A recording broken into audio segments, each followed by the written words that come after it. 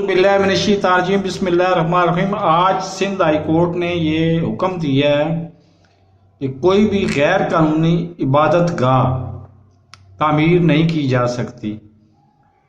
تو باقی سارے مذاہب کو چھوڑ دیتے ہیں، مساجد جو ہیں ان کے بارے میں نبی کریم صلی اللہ علیہ وسلم کی واضح سیرت موجود ہے کہ جب انہوں نے مسجد نبوی کو تعمیر کرنا تھا تو انہوں نے اس کے مالک، زمین کے مالک کا پتہ کیا تو پتہ چلا مالک تو بوڑھا ہے، وہ تو کہیں مر کھپ گیا ہوگا۔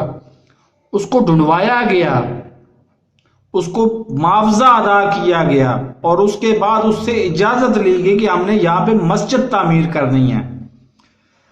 جبکہ آج پاکستان میں 90% نہیں 99% سے زائد مساجد سرکاری زمینوں پر بغیر NOC، بغیر اجازت نامہ لیے تعمیر کی گئی ہیں۔ ان کو بھی، وہ بھی تو مساجد کی زیر میں نہیں آتی، ان کو بھی گرایا جانا چاہیے۔ یاد رکھیے، دو کام جب تک نہیں ہوں گے پاکستان میں مذہب اپنی صحیح ڈگر پہ نہیں چلے گا۔ ایک کام، جو بھی مدرسے میں آتا ہے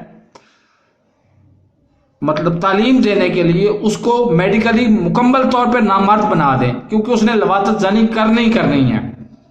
اور دوسرے نمبر پہ غیر قانونی مساجد کو فی الفور گرا دیا جائے، کیونکہ وہ مساجد میں آتی ہی نہیں ہے۔ جب تک یہ کام نہیں ہوگا، حکومت کو ان تفرقہ باز ملاؤں کو لگام ڈالنے کا کوئی طریقہ نہیں ملے گا، اور نہ ہی یہ ان کو لگام ڈالی جا سکے گی۔ یہ بڑھتے جائیں گے اور نتیجتاً معاشرے میں فساد برپا ہوتا رہے گا، ہوتا جائے گا، بڑھتا جائے گا۔ میرے اس چینل کو سبسکرائب نہیں کیا تو سبسکرائب کرنے، ساتھ لگے بیل آئیکن کو دبا کے نوٹیفیکیشن کو آن کر دیں تاکہ میری ہر نئی آنے والی ویڈیو کو نوٹیفیکیشن آپ کو بر وقت مل سکے۔ اللہ حافظ۔